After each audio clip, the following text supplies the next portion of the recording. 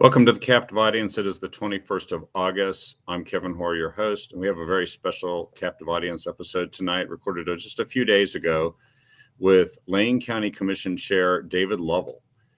He has quite a story to tell about what's happening with the management of that county, the startling waste, some things that sound a lot like corruption, toxic charities, misappropriation of resources in such a way that they have made the homelessness problem worse, not better.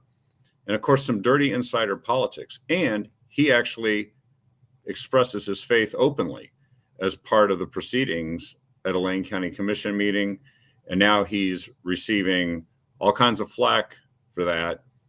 But he wants to tell us what his principles are and how he sees these problems can be solved, as we keep in mind that all of this is to serve not just the voters, but a higher power. Please enjoy this episode with David Lovell.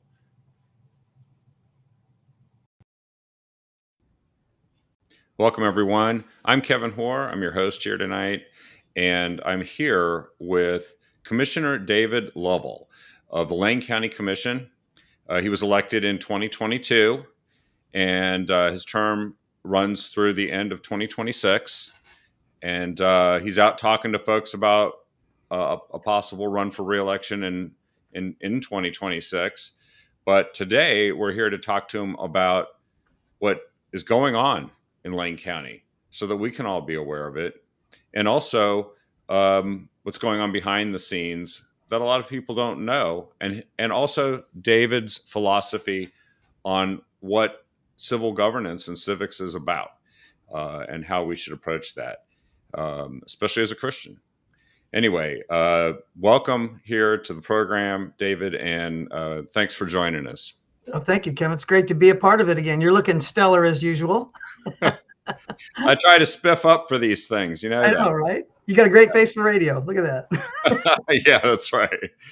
Well, so I thought we could start out by talking about some of the top issues that you have seen and are dealing with the Lane County Commission. And, you know, these things get reported in the news, but people don't always hear the real story about what's happening. Sometimes they do, and there's more to share. Right. Why don't we launch into the first topic here that I know that you and I have talked about, Clean Lane.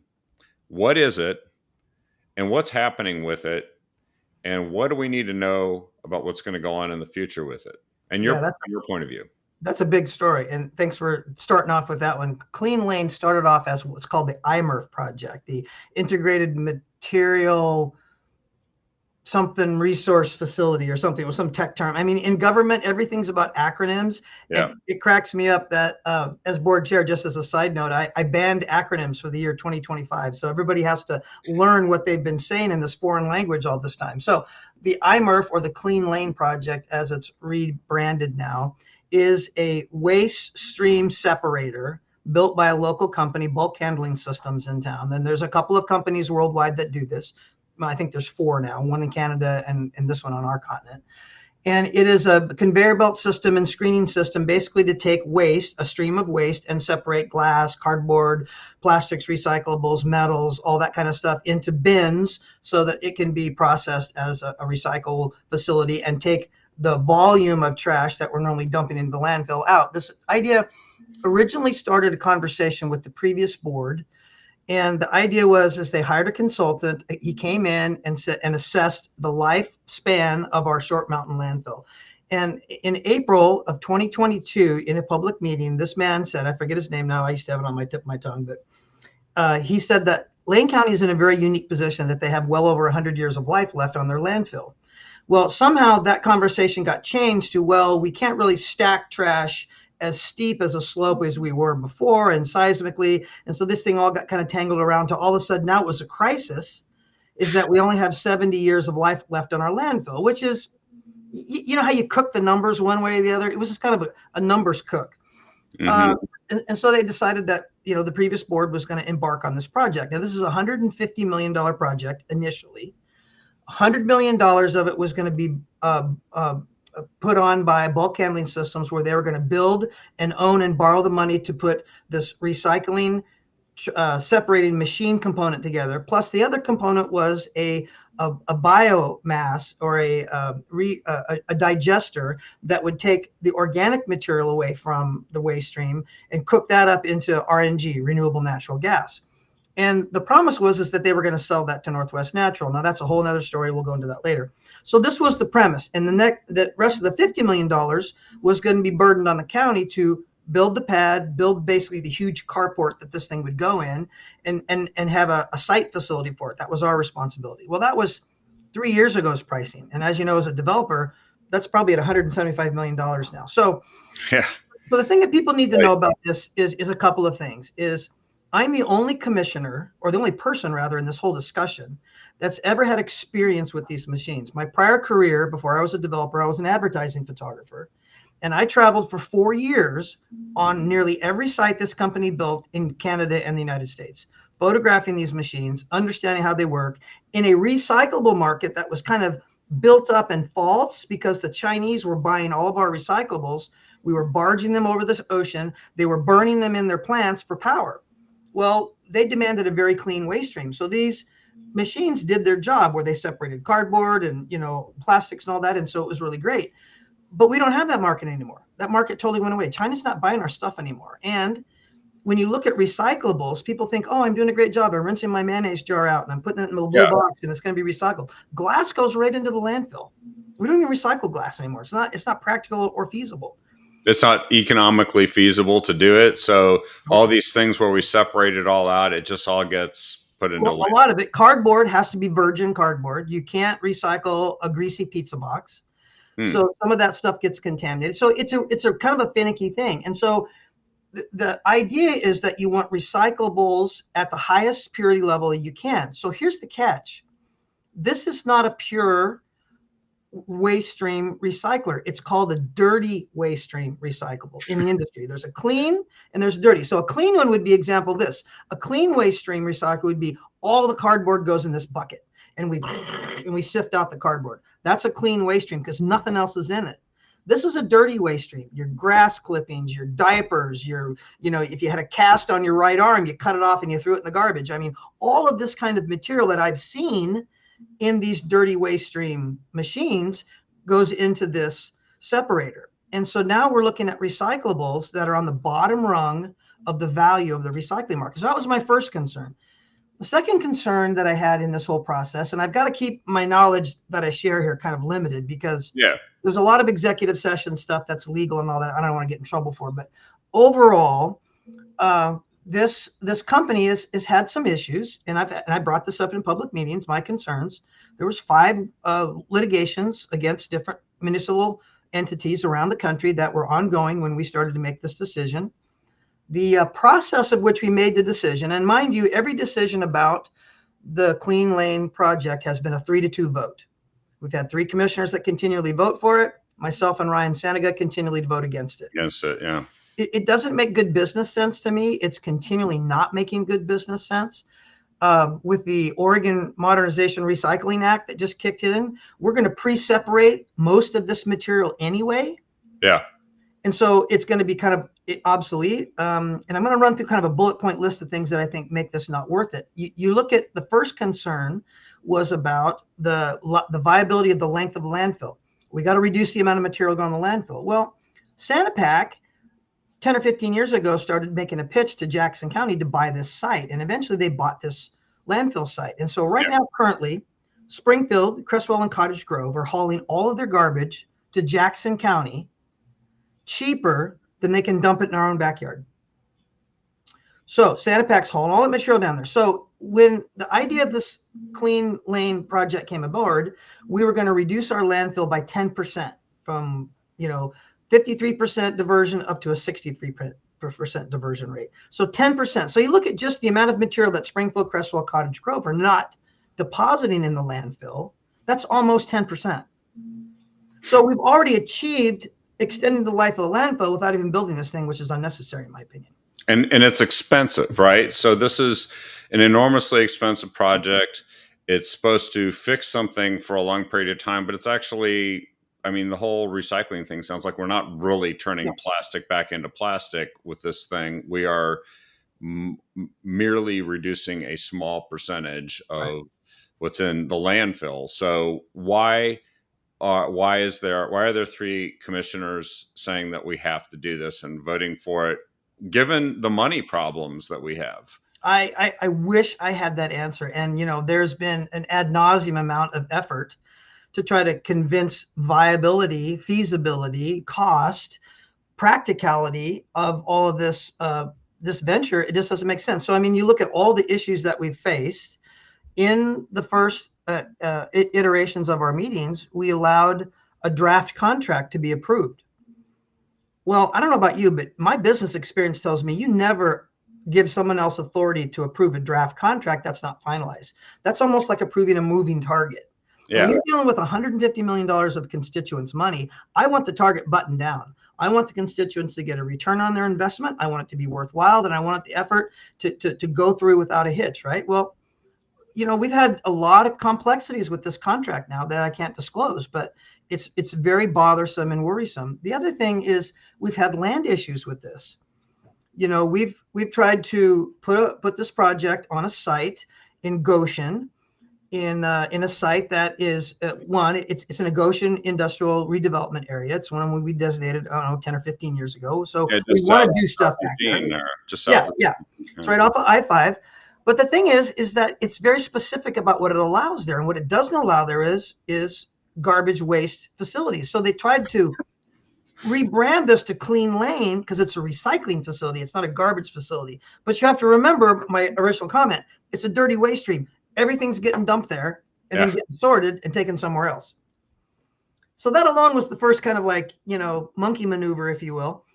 The second thing about that is this is a site that's got some problems. It's 26-acre site. 2 acres of the site are above floodplain. So basically 24 acres of that site is basically wetland. So that's problematic, I would think, right? I would think, Land Watch or one of the environmental groups would have, up in arms about this. It's got yeah. a creek that runs right through it, a beaver creek. It's funny thing about it, in this lot configuration, there's, I think, 4 different property lots. One of them's not even got a legal lot line on it. So here we are as a county when we have our land management department, our LMD department, and we're forcing everybody to make sure, my gosh, if you're going to develop, you have to make sure your lot's legal and the lines are clear. And we drag our constituents through this inordinate bureaucratic process to develop. But as a county, we're like, yeah, no big Do deal. whatever we want. So then we realize we have all these problems. So this plan gets cooked up. Now this, I say this because it's just my opinion. Okay. I mean, the way the staff looks at this, they have a 3-2 decision. The board has decided to do X, Y, or Z. So we will do whatever it takes to make sure the board's wishes are achieved. So that's their running orders. So in that context, you have the thing that I thought was kind of a sneaky behind the thing. It's my own personal opinion, is that it tried to supersite this particular So property. this is that next topic I had on the list, but Yeah, it's super citing. it's supersiting. So this is the first attempt. There's been 2 that we'll probably talk about. So this was the first attempt to say, look, we go to the legislator, we have the legislation, our body and our reps, kind of go through and help us get this going on. And we basically, as a county, we get approval from the state to do whatever we want and don't have to adhere to land management rules. We have to have some environmental laws that we have to do. Zoning is not an issue, and it also prevents a certain amount of legal challenge to anyone who wants to put a legal challenge against this property. It's basically cracks me up to even think about this. We've been protesting no kings in the street for how long now in Eugene, Springfield, but yet Yeah, the county acts like a king in this case and tries to get king style land management. yeah. So it went to the legislator. Commissioner Seneca and I were on the Zoom, and we were staunchly against it and gave all of our reasons for it. And there's parts of our delegations that gave reason for it, and it's good tape to watch. I'll just say that. So basically, it failed. Nobody wanted to pick up that hot potato, and so it failed. So we're in the process now of still trying to go through LUBA and go through the regular process to get that Land use board. land use board of appeals. Yeah. So we can get that property designated for what this project is for, because that's our responsibility. We have to do that as a county. It's part of our contract. So that's Yeah. where we're at now. I'm still very opposed to the contract because I don't think we need it. I think it's too costly. I also can prove by numbers that we don't have enough trash flow as written in the contract to make it viable. So if we don't have a certain tonnage a day to operate this machine at its capacity, we pay a fine. So that's bothersome to me in the contract. So right now we don't have that amount of flow. And then you also look at the other thing that I brought up in a public meeting is that last June, a year ago June, we increased the tipping fees 8%. And so people have been paying for a year for 8% for those tipping fees because that increase was going to help us debt service our portion of the $50 million investment. So you following me? So we're going to build this property, and so we're going to pay for it with debt service from these increased rates. Well, here's the catch. We're not drawing in enough income now than we were last June prior to the rate increase. Let me say that again. We're not making as much money before we made the increase, even with the increase in place. So where's that money going to come to service the debt? And so just to explain to folks, you guys institute these projects, and it sometimes is bonded, right? Right. You end up And bonded means the county gets a loan. Yeah, the county gets a loan and associates some tax revenue with it so that it's supposed to be repaid as the loan requires. And you guys didn't have enough tax revenue coming in to offset this before. And now, so we made an 8% increase to offset that. And now we're not even making as much money as we did before we made the rate increase. With the increase, the income went down, even with the increase. Down because of the amount of material going elsewhere. Interesting. So, in other words, this is kind of a big, stinky issue, literally, that is full of very questionable activity, very questionable decisions. And I think you mentioned a lot of, and this is something folks have to understand about public bodies, is that they go into executive session to discuss employment matters, I believe, and contract discussions. And progressive litigation. Yeah. Yes. And so a lot of things will happen behind closed doors and only be revealed later for people to discover after the public decision was made, and it gets stinkier.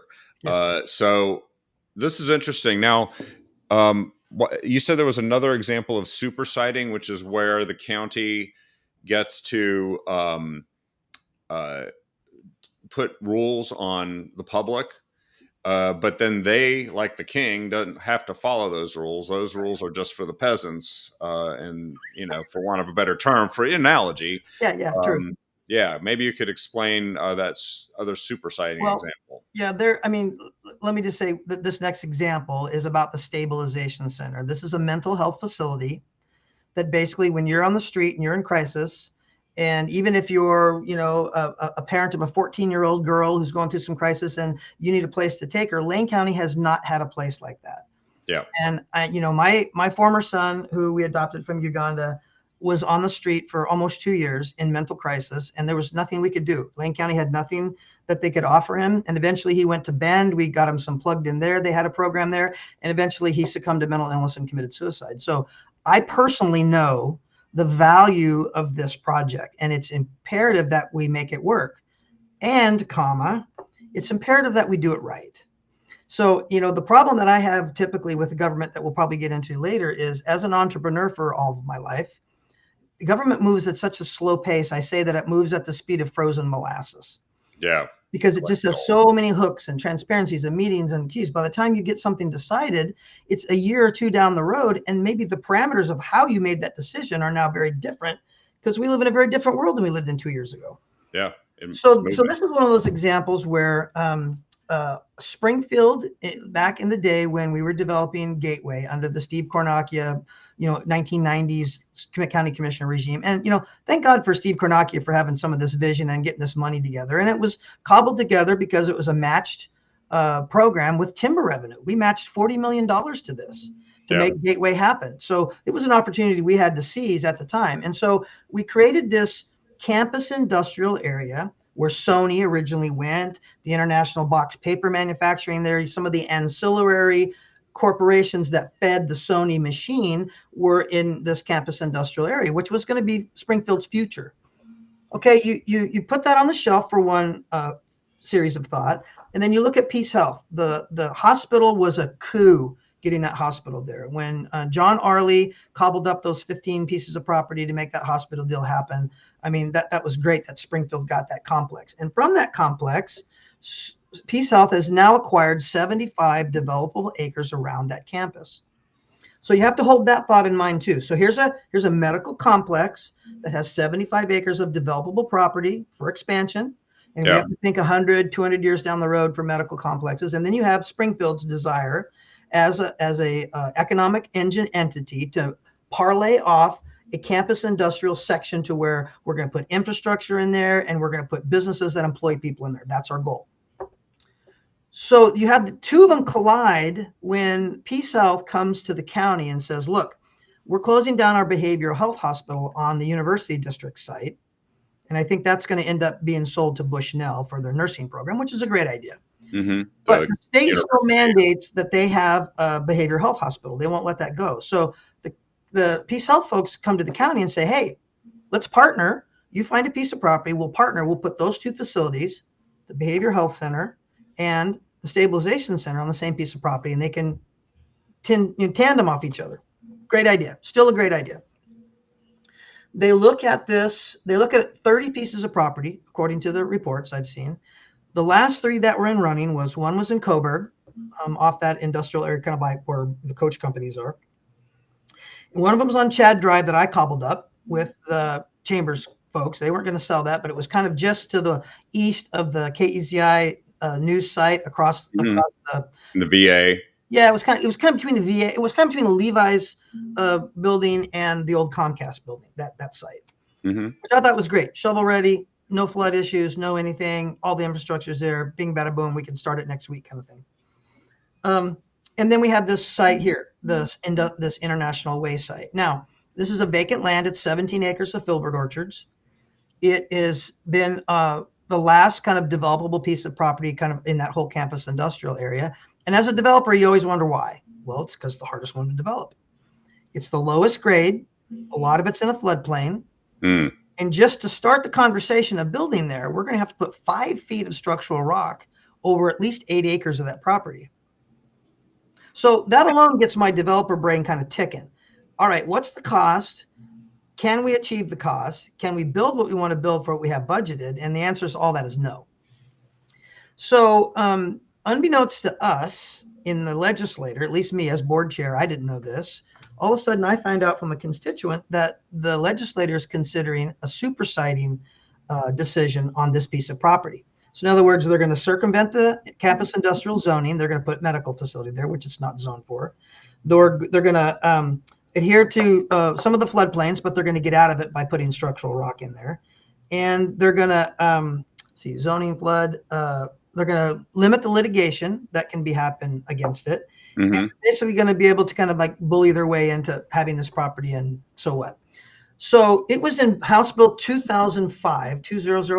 It was a blank shell bill. State legislative bill. Bill. And so I'm watching this thing and nothing's in it. There's a title, but there's no information in it. Yeah, it's one of these gut and stuff deals. Gut and stuff bills. And I didn't know about that. I mean, I'm new to this political scene. I mean, that to me just seems super dishonest. I mean, why do you want to say one thing and do another? I don't know. Seems dishonest. But so anyway, they get this thing passed. And so I didn't know as board chair. My vice chair didn't know. The mayor of Springfield didn't know. The president of the Springfield City Council didn't know. Nobody on city council knew. And so I'm thinking, wow, this is a public relations nightmare. When you have the city of Springfield and the county kind of doing what the county wants without even including the city of Springfield in its idea or to even get their sign off.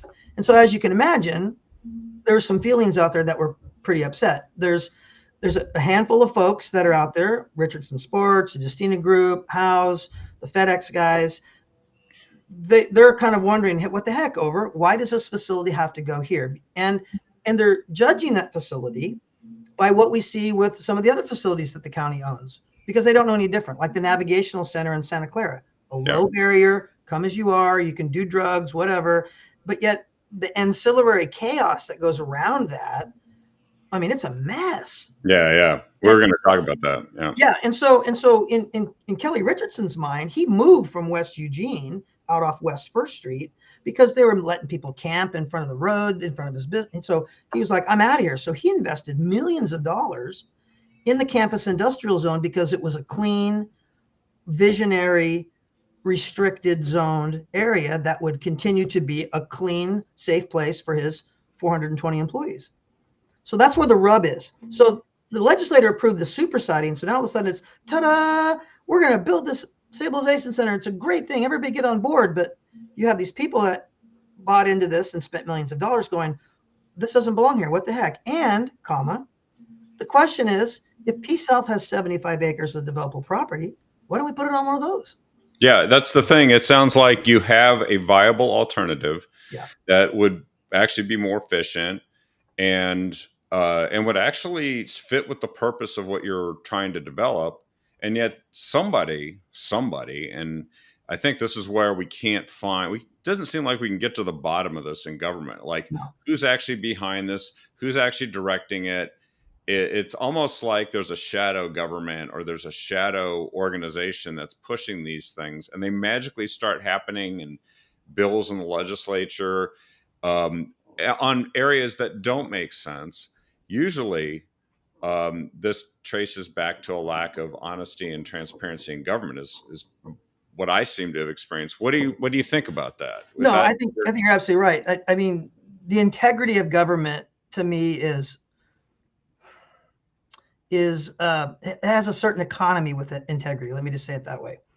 As a person of faith and a person who has taught men on several continents about the value of character and integrity, because men, the only thing that men can't live without in their life is respect.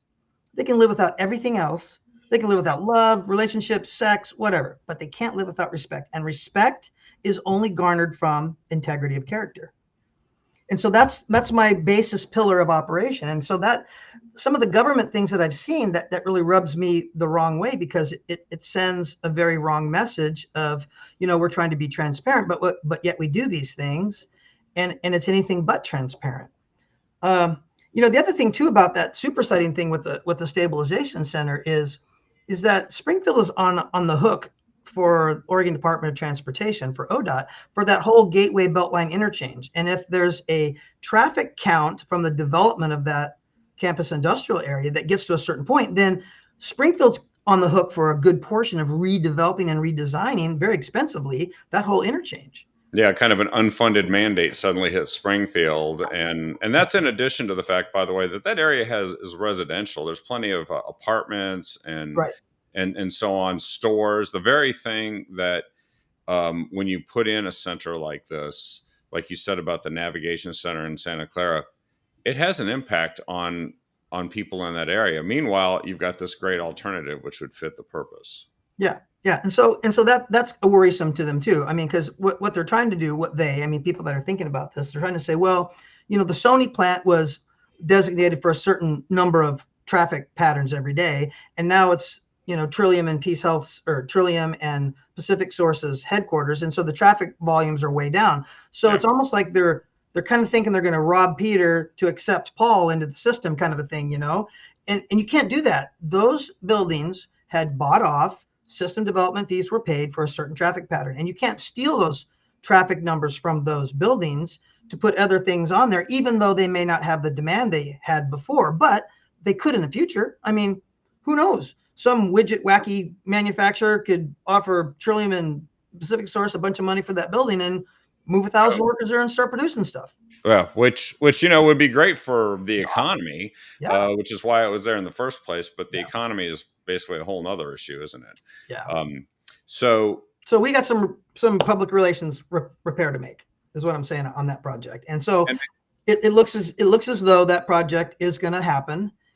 but it's not without its financial concerns and without its relations with the people that I think we short circuited.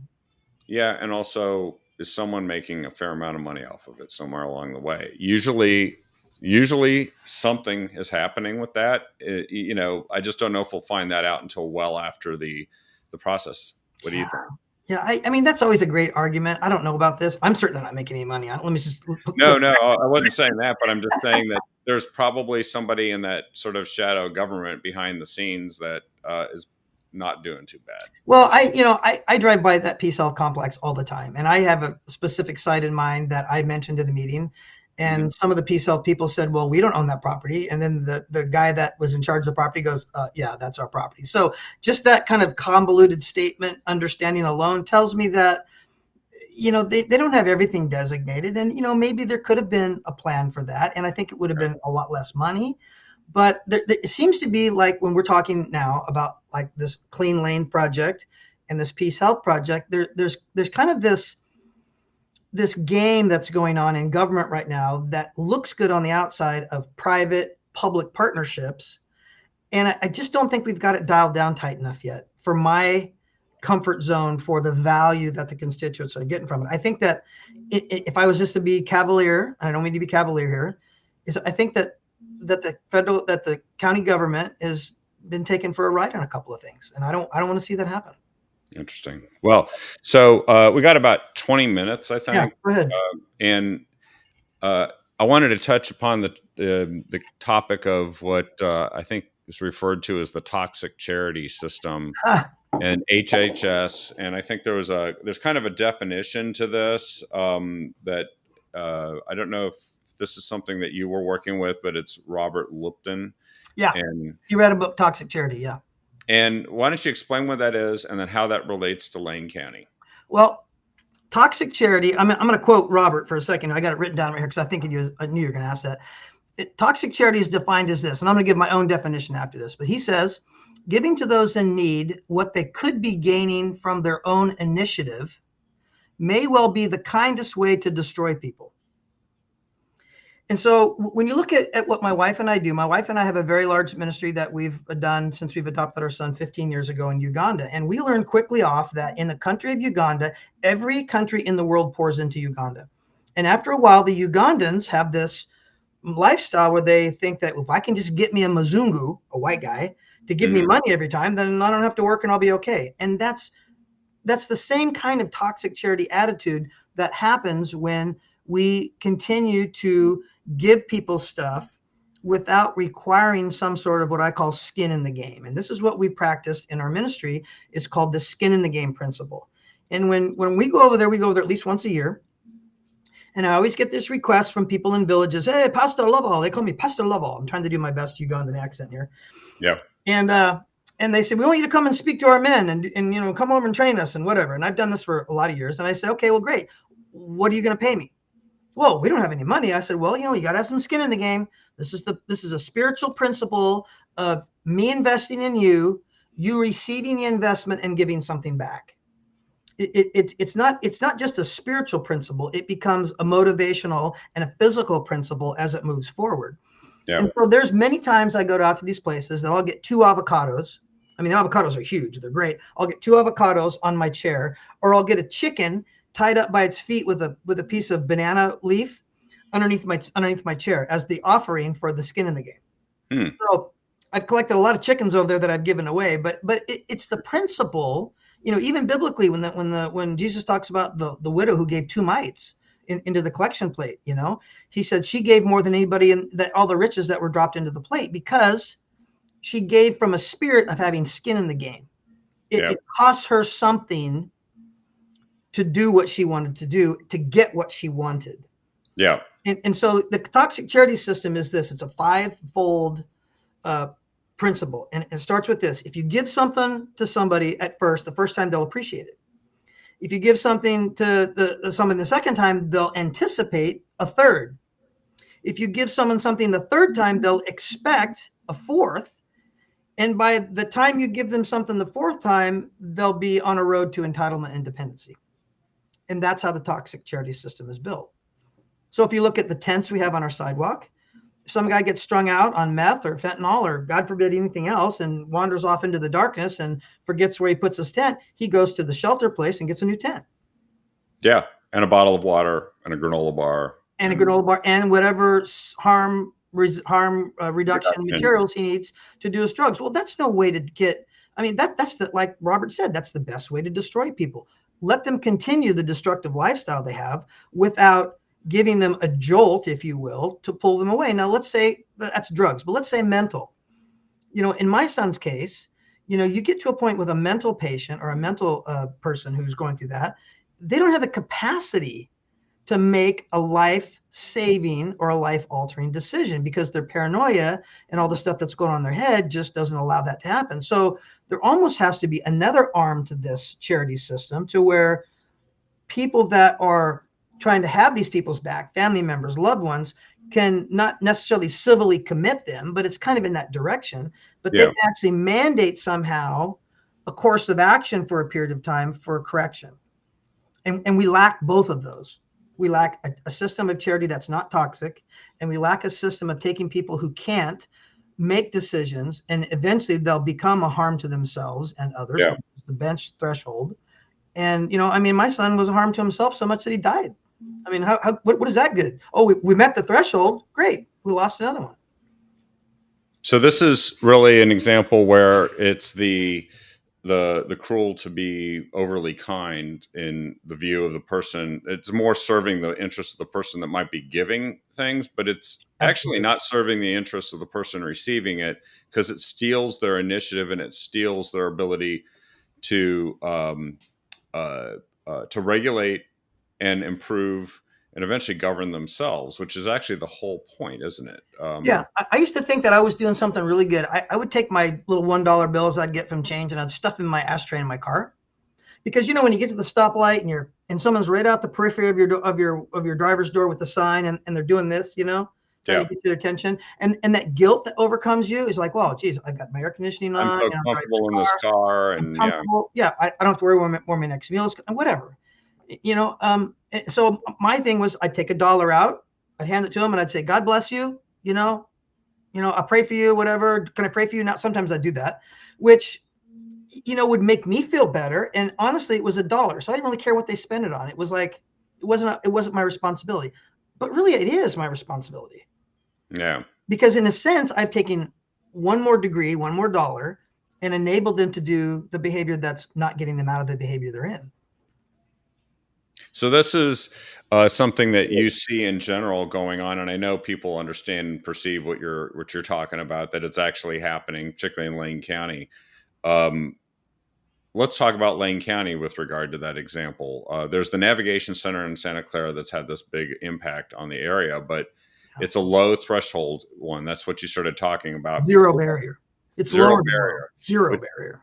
which means that people just go in there and sleep and get fed, and then they go and they do whatever they want in the neighborhood, and uh, and it doesn't seem like we're necessarily really helping them by enabling the behaviors that you're talking about. Is that kind of an example, or is it sort of, it's one way to understand it, but what are toxic charities that we could be aware of here and wary of in Lane County? Well, I don't. I'm reluctant to give names out. I mean, people try the best they're going to try, but the thing is this way: any nonprofit needs to vet themselves by two questions. They need to vet, and this is what Portland did about 2 years ago. They had 350 nonprofits, and they said, "Hey, let's vet our nonprofits by two questions." And this is what I campaigned on. I'd like to get all the nonprofits in a gymnasium and say, all you drug guys over here, all you mental guys over here, and take the top three and say, why are you doing as well as you are? And invest in those with all the dollars, and all the rest of you either get on the employment rolls with these guys or go learn to serve coffee. You know what I mean? We need to invest in what gives us the highest amount of return. So the two questions to vetting those were: one, do you address the root cause of the problem? Do you address the root cause of why people are addicted to drugs, or the root cause of if they're in a mental condition that they can't prevent? That's question number one. Question number two is there a way that the nonprofit has a system of getting someone into housing and eventually into permanent housing? So there's a navigational way series of steps that take someone addressing the initial root cause and getting them stepward upward as far as they can go. Because there's three kinds of people. We need to help those who want help. We want to help those who want to try, because we're going to try a few times. I heard the other day that it takes a person 11 times to quit smoking. I was shocked. Yeah. So we need to help those who want help those who want to try, and let the public safety system take care of the rest. Because statistically speaking, this is my experience in the county, we're helping 17 to 21% of the people that we're investing in, period. Those are pretty low odds. That's low. Government sponsored kind of programs. Now, if you look at like Gabe Petrowicz, who's Everyone's Village, his numbers are a lot higher. And I think, in my opinion, as an entrepreneur, I think the government is kind of gotten into this business and doesn't know what they're doing yet. They're just continually throwing money, thinking more money is going to solve the problem, and it's not. Entrepreneurship, business-minded people are the ones that come up with strategic, proven plans that work. Case in point, Orange County Mission in El Toro, California, down there. Not El Toro, it's in Tustin. Anyway, I toured it down there about a year and a half ago.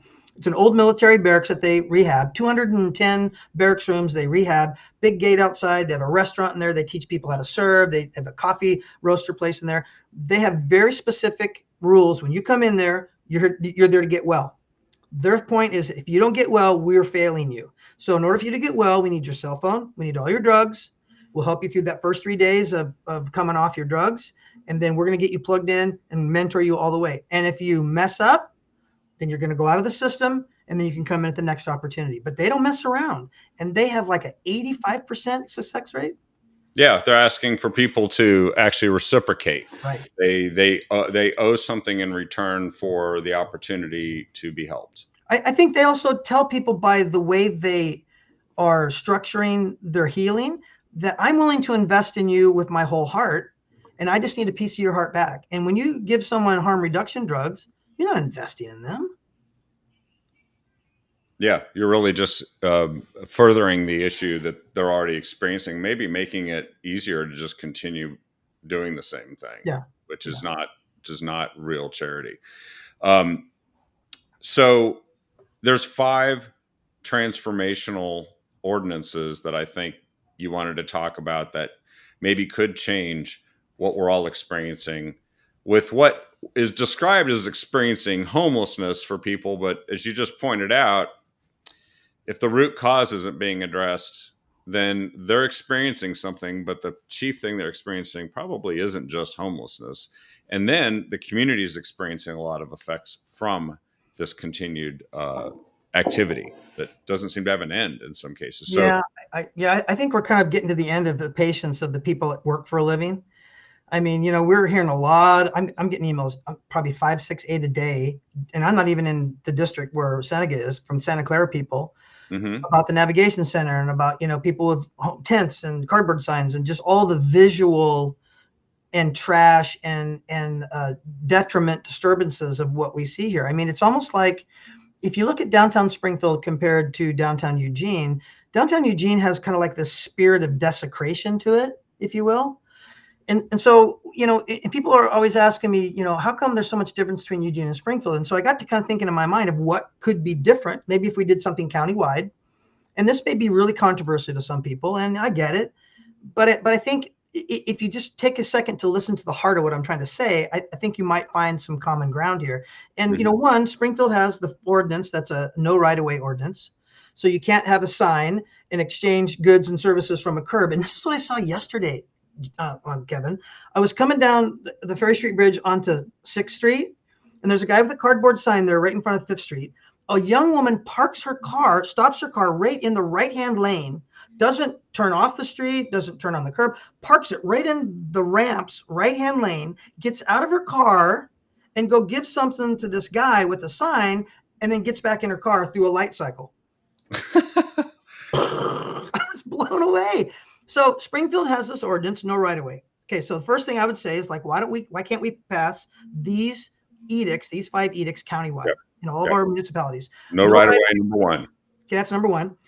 2, no shopping cart is allowed off premise. So when did it become legal to own a shopping cart? Most of these shopping carts are $900 a pop. Yeah. one time I found a shopping cart behind one of our buildings that we have in Springfield, and it was a Value Village, not Value Village, but one of the Value grocery store on 14th there in Maine. So I threw it in the back of my car, ran it down there, and I was just going to throw it into the cart rack and just leave. And as I'm doing that, this lady comes sprinting out of the store yelling at me. And I'm like, and it was the manager. And she goes, "What are you doing?" And I said, "Well, I'm returning your cart. I found it behind one of my buildings." And she goes, "Well, nobody does that." She goes, "We don't have any more carts. They all got stolen. We've been operating for a month with no carts." And I'm like, that's pathetic. So that would be the idea. So number 2 is no shopping carts off premise. And then the other thing is that what we have on our businesses is we have trespass orders filed on all of our businesses, on all of our locations. So that means if someone's in our doorway or loitering or camping or doing whatever they do in doorways these days, that because we have a trespass order filed with the police have to respond to a disturbance. So I think all the businesses should be considered having trespass orders, or maybe we have them all file trespass orders so that the police needs to know that they need to respond. Now that creates another question of public safety. How much resources do we have to do that? But that's a whole nother conversation. So but it does actually eventually deter, right? If it's done right, which means that all these businesses that are having their businesses damaged, the people are afraid to be customers at them. This could be completely flipped if it becomes an expectation that you can't do this anymore without consequence, right? See, that's what these all are. All of these 5 things are perception items that don't make Lane County as attractive, because if Lane County has 5,400 people in their point in time count as of last January, I'm venturing to say that either that number could be inflated a little bit, because sometimes they count them by tenths, and when they count tenths, that's 1.5 persons per tent. And sometimes you have a guy that's sitting there's got 3 tents there. It's just him and his stuff. So that's so no right of way exchange, shopping carts, no, not a premise. All businesses file a trespass order. Fourth is no camping on public property. That's been a Supreme Court. Grants passed did that. So no camping on public property. That's pretty self-explanatory. And you see the signs that actually forbid it in places. So this is really an enforcement issue. Yes, another enforcement issue. But another thing too is it could also be a toxic charity issue. What if we stop giving away tents? Yeah. Well, there's between Jefferson and Washington, the park there. There's the group that goes out and actually violates the law in giving people food there, and it turns into that's actually one way to find out how many homeless are in the area, but it's technically a toxic charity by the definition that you gave. And if you look at the amount of money, I think I've got my math right. When Occupy Eugene did the very south end of that by that red sculpture thing, it took $1.5 million to restore that patch of grass. It took $2 million to restore the patches of grass that was during COVID. And when I was campaigning in 2022 and went to the Lane County Sheriff's Association meetings, and some of the things that some of the public service officers were telling me about what was going on under that bridge would curl the back of your neck hair. I mean, it was horrific stuff. And there was, I don't even want to tell you. I mean, it was just, it almost gave me PTSD just to hear the story. But all right, so no camping on public property. The 5th one is we need to rebrand who Lane County is. In the public meetings I hear this all the time. Lane County is a very safe place to come. I can come here and be who I am, whatever my gender or affiliation or whatever, which is great. This is a great place to be. But it's also made it known that you can come here and basically get 3 meals a day every day and not have to have any responsibility or any skin in the game to your conduct in public places. So Lane County needs to rebrand itself to be a healing county. And on the 3rd offense or contact with law enforcement, we need to have like a deflection kind of program. We have a drug deflection program that we allow people, instead of going to the jail system, they can go into a deflection program and get their jail charges removed if they complete this program. And we've had 75 people, I think, go through that program in the first 4 months of operation. It's been highly successful. Yeah. So why don't we have sort of a deflection program for those, like my son. My son had, I don't know, 15 contacts with police, loitering at Winco because he was cold, or, not getting off the LTD bus at 2:00 in the morning, and causing a ruckus, and I'd have to go pick him up at 2:30 in the morning. I mean, when he drove to California and ran out of gas and freaked out in front of a grade school and closed that entire grade school down, and the SWAT team came and had to get him off, California had a program to where if that's the case, he was mandated to a treatment center for 2 weeks.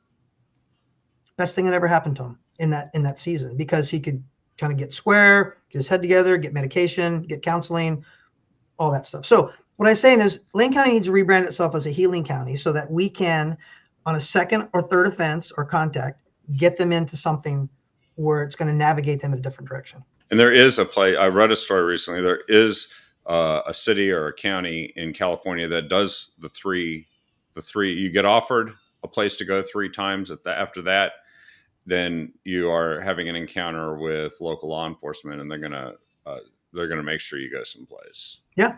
Yeah. which seems pretty reasonable. So, with the time we got left, and this is a really important part here, I think um, the stuff that people don't really hear, which is sort of the dirty insider politics, Yeah. the backbiting and sharp elbows, and the stuff that that gets done to people in order to really make it difficult to ably and transparently and effectively serve in public office or run for it. Uh, you've experienced some of this lately, and why don't we just start out with the first one here? Describe the HR report that was filed against you for using, I believe, the word blessings. What Yeah. happened? Yeah, that was part of the complaint. So, we have birthdays here monthly, and we have the celebration for people and staff and all that. And so there's a number of birthday cards that come across each person's desk each time. And so I signed a birthday card to someone who I felt I knew, and I said, "Hey, thanks for doing kingdom work. Blessings, Commissioner Lovell," because they're doing some decent work within the county. Well, I got a phone call from our county council a week or two later and said, "Hey, this person filed a complaint, and really you should watch what you say on a birthday card." And I'm like, "You got to be kidding me!"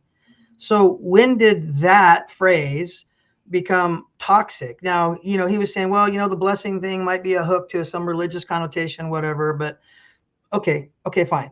And I'm thinking to myself, at what point did we come into a place where we actually look for opportunities to be offended? And because we look for opportunities to be offended and cause reports to happen, those reports, even if they're not egregious, become part of a systematic file that then over time become the righteous facts to do some sort of corrective action or firing or whatever there is. We used to live in a country where you were assumed innocent until proven guilty. We don't live in that work environment anymore. I have had instances where people have made up stories, actually made up stories about my conduct, filed a report, and then I find out about it after the effect and have to file a rebuttal report that never happened and I wasn't even in the building at the time. Yeah. And so to me, but see, those things never go away. They just kind of build up in a file. So then when you get anybody who wants to make a name drop to a reporter, "Oh, hey, you better check Commissioner Lovell's HR file," and they do a public records request, some of that stuff comes out. And then all of a sudden now I'm public enemy number one, when it's like, that's a tactic for people to use. And for me to respond to that all the time, it's petty.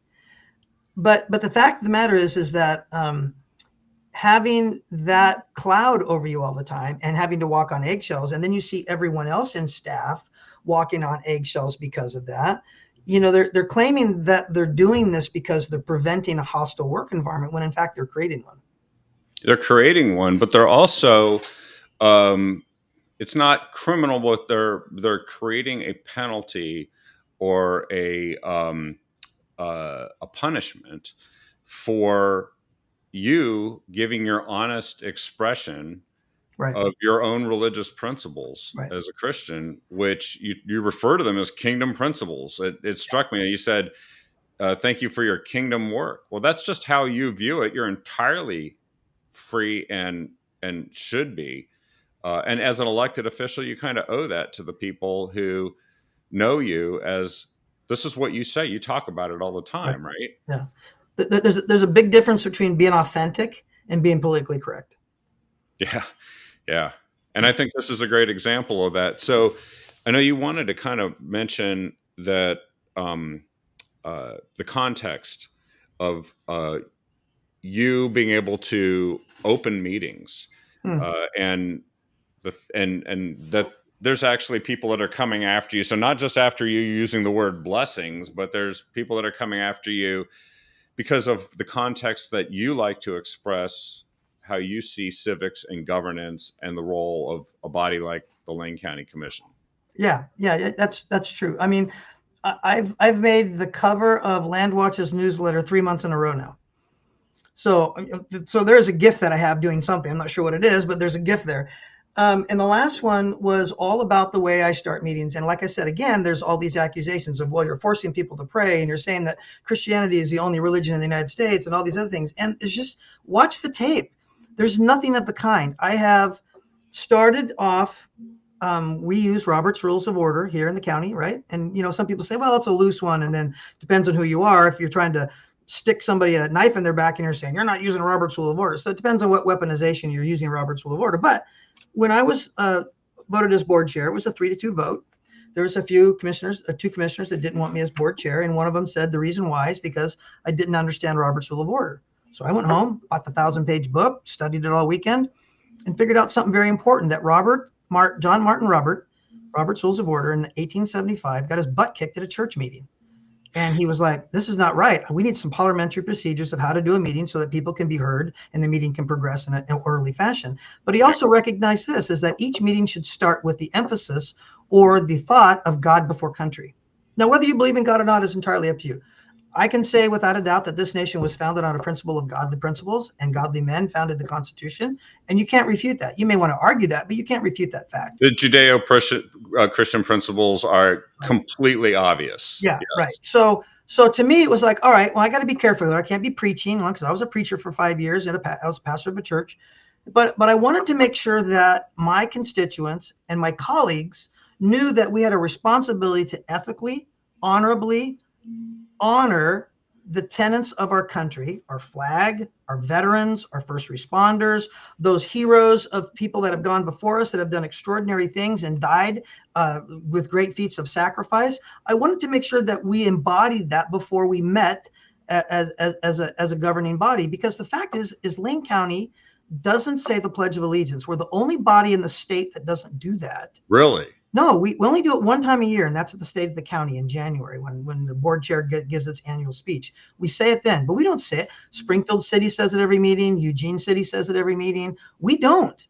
And so there's been this respect and this honor, in my opinion, as a Navy veteran, that's been taken out of the county proceedings. And I wanted to put that back in as board chair. So well, that's very, very commendable, and just shocking that Lane County is the one that won't do it. Yeah, and it's been that way for decades. I called up one of my friends, Steve Cornacchia, like I'd mentioned before, 1996, I think he was a commissioner. He said, well, we didn't do it then. And he was a special forces guy, one of my good friends. And so it's been a long time coming. And so I wanted to at least make sure that our veterans and our first responders and people that had at least some degree of honor and pride in our country, that at least we could honor that. And I'm not saying anyone else can't be excluded. That's just the way I choose to open the meetings. Now, I'm not violating the Establishment Clause. I've checked with my county council. I'm not violating the church and state laws. I'm not advocating one religion over another. I'm not making people pray. I'm not forcing people to a certain religion. So it's just been an inspirational moment. Like last week was about Jim Lovell. Our 97-year-old astronaut went further in space than anyone before him, and did all these great things as an astronaut and died. And he was an honorable man that served his country. And not only did that, he led others to greatness even more than himself. And that to me, that's the American dream of service. And to have that as an inspirational moment before we serve the public, I think does the county good. Now, some people would disagree with that. Well, and I think if anybody should be allowed to express that point of view in a public body, it's an elected commissioner. You report to the people, not to the HR department, Right. and certainly not. It does seem like people use their sensitivities or sensibilities. Often they want those to prevail and be forced upon others. I've heard it referred to as secular progressivism, but there's a lot of different names for it. But it's not meant to. It shouldn't have the power to cancel out your free expression, Right. which is what the First Amendment was all about. Yeah. and even if you express the way you felt about something, hey, this was really uncomfortable to me. I felt this way. I've had those words taken out of context and weaponized and an HR report made. And I said, this is the way I feel. You can't take away the way I feel. I told you I was uncomfortable sharing how I felt, but then you decided to make a report out of it. And so to me, it's just like, I mean, there's people that say, "Oh no, man, you just don't know how to act. You're terrible," So and the, I just disagree. so the latest thing they've got is the so-called spinster complaint. Oh, Uh, yeah, that was, that's 2 years ago, last year, yeah. but it's in this And the Lookout Eugene article. newspaper article on Monday. Yeah, you're right.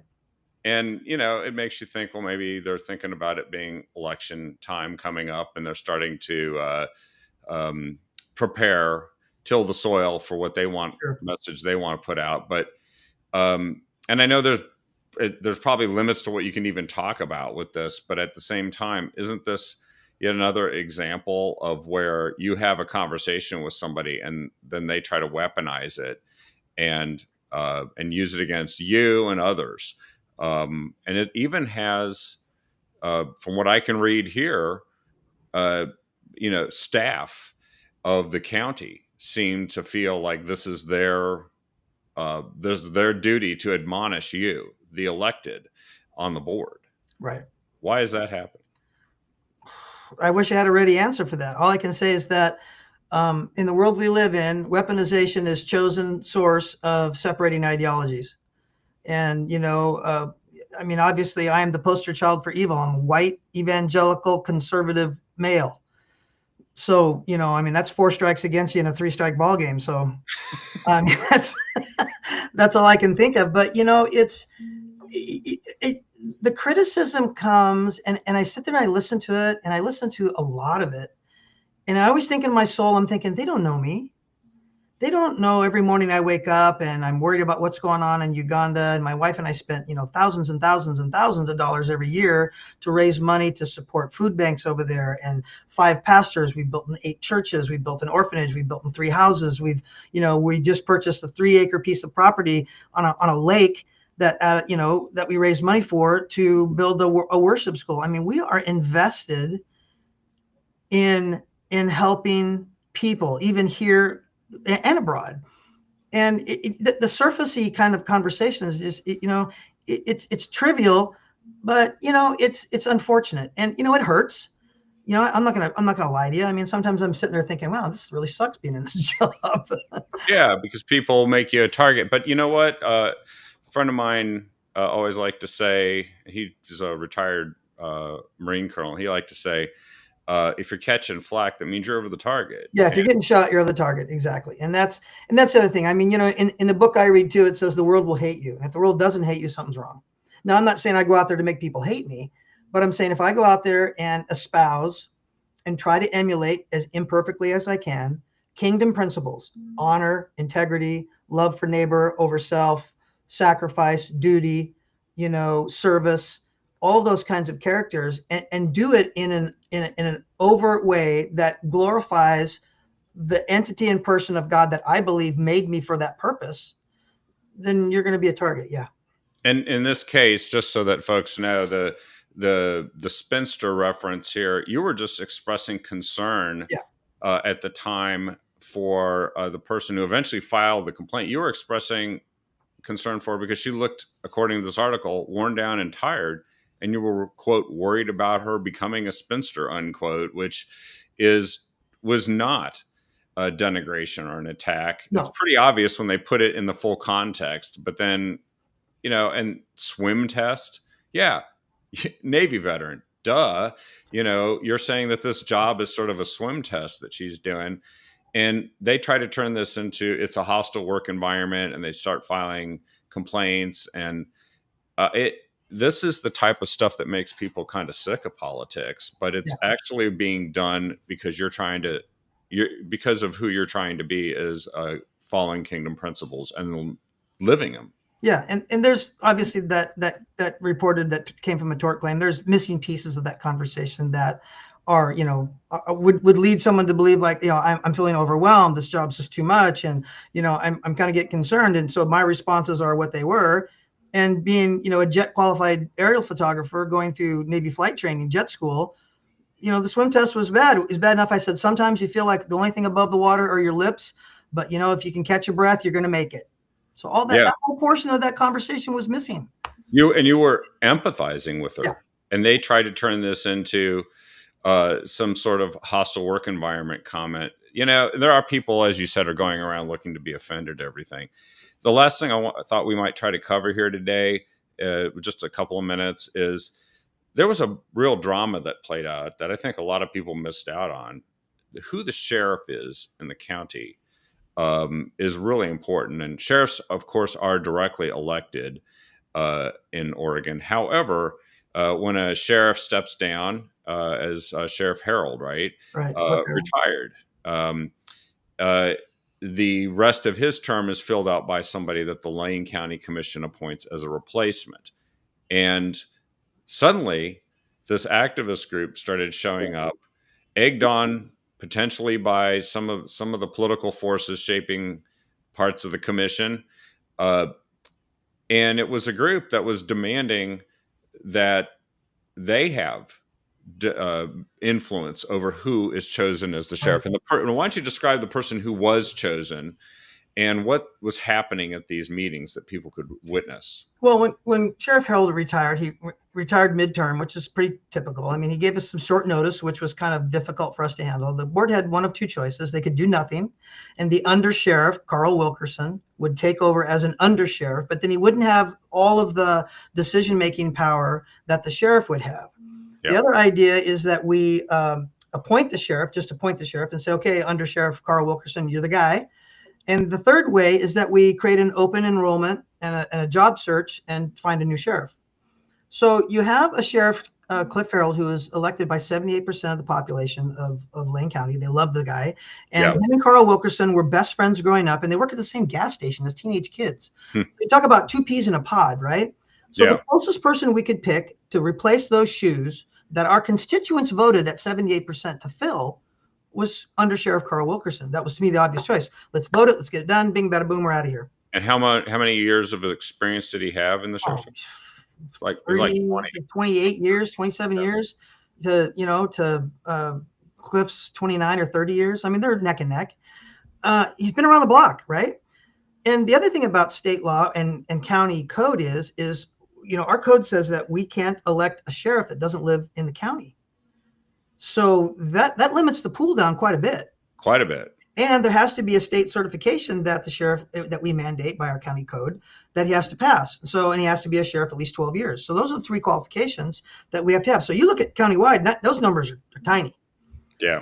So there was a group that came in that, this is all during the sanctuary thing, and they wanted certain sanctuary status, and they wanted certain exact verbiage of how the sheriff was going to do his job. And the thing that I kept coming back to was, one, this is the best sheriff that we can choose. Two, rights aren't group rights. Constitutionally, rights only work when they're done individually. That means every individual has the same rights. Equal rights. Equal rights. Yeah, equal rights. Every individual, regardless of how you identify, what alphabet group you belong to, what male, female, whatever.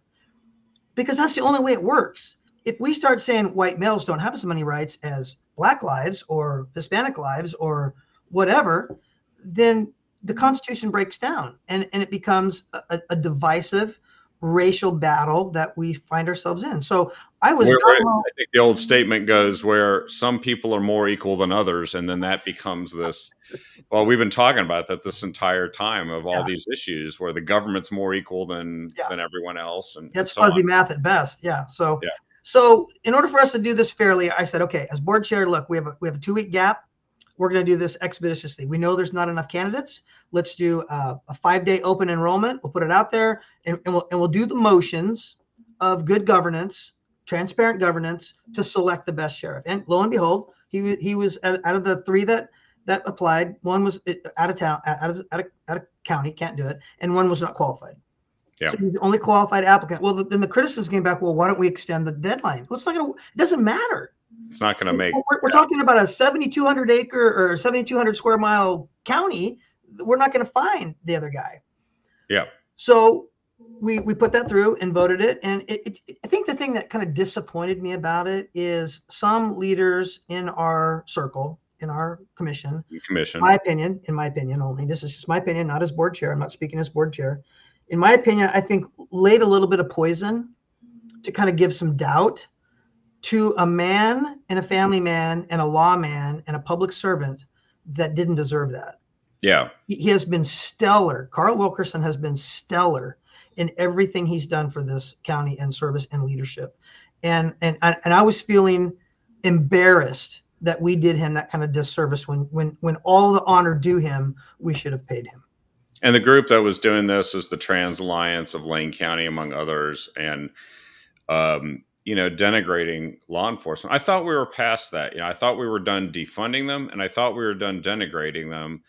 And of course, this is grandstanding because it is not a relevant topic for, as you said, the enforcement of equal protections, equal rights, equal public safety for all. Yeah. And so they ate up time. They tried to denigrate this public servant, and you guys saw it through. But let's face it, you saw it through because you had the votes to do it. Yes. And you stood up for the right principles. So what do people need to know, when they think, well, it's just county commission, I only pay attention to, presidential races or Congress or governor. There's a lot of governance that takes place. And this is one key example. Your public safety depends heavily on the conduct of a sheriff. Yep. In this county. Yeah. And he doesn't answer to us. He's not our employee. To the people. Yeah. And so that decision was an important one, and it was only possible because the right people were on the county commission at the right time, and the public also spoke out and defended him in many cases and made it clear what they wanted through their elected representatives. What do people need to know? Like, they can't just tune this stuff out, right? They actually have to pay attention. They have to go to some of the meetings. They have to speak out every once in a while, right? Yeah, national change starts locally. That's fact. And I keep telling people the best way that you can start to affect change is to come give public comment. Your 3 minutes, your word, your grievance, your opinion matters.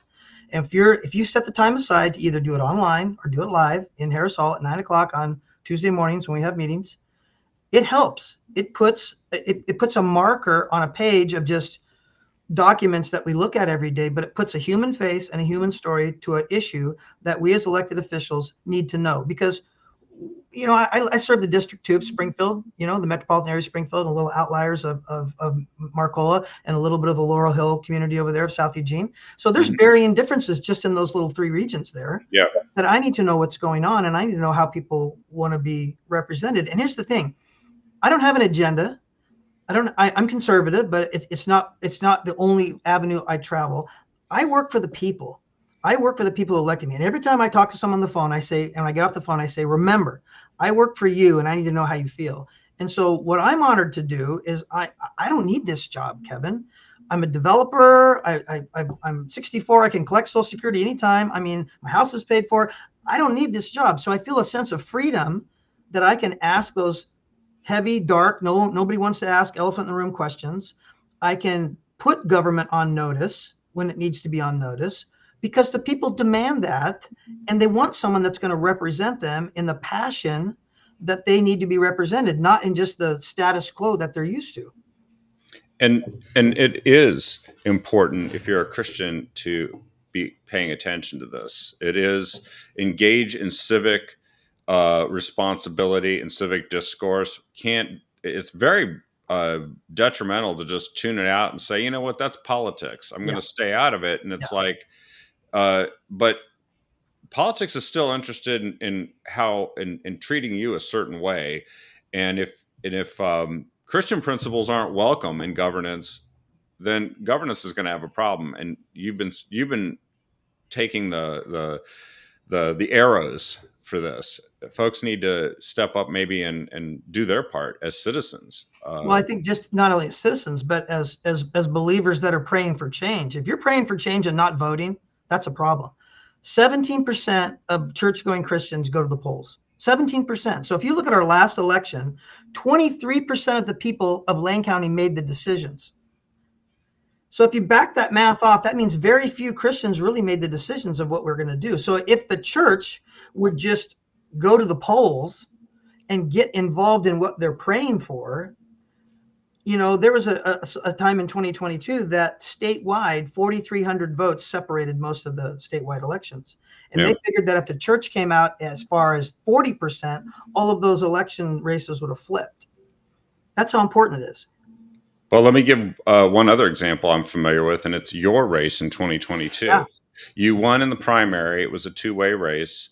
And as I recall, there were, about 15,000 votes cast in that race? Yep, 15-5, yeah. And you won by how many? 98 votes.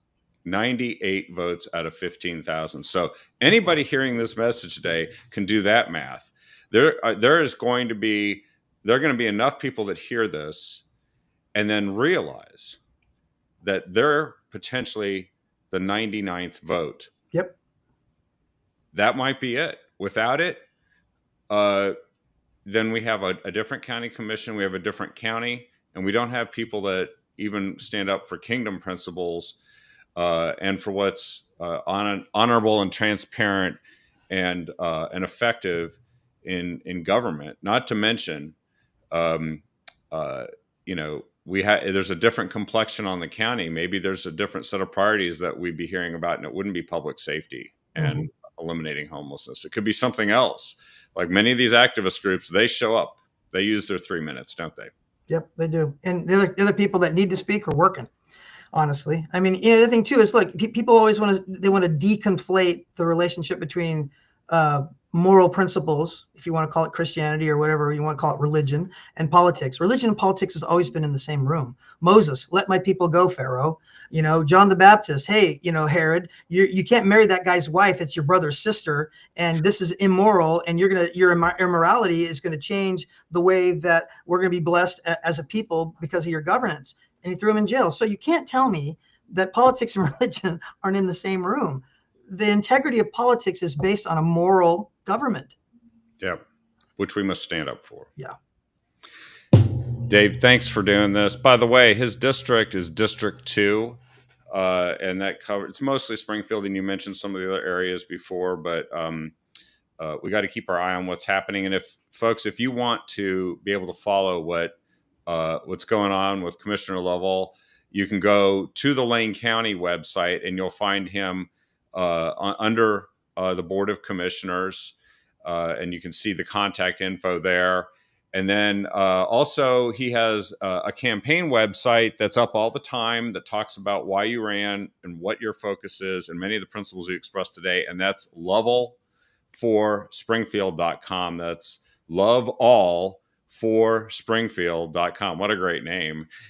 Makes it really easy to remember. And that's where folks can go and check out, maybe even get on a list. And then, of course, on Facebook, if folks are on Facebook, Lovell for Springfield on Facebook. Right. Good deal. Thanks a lot. Thank you. Appreciate you very much. And hey, keep doing that kingdom work. Be blessed. Thank you. Blessings. Exactly. Exactly.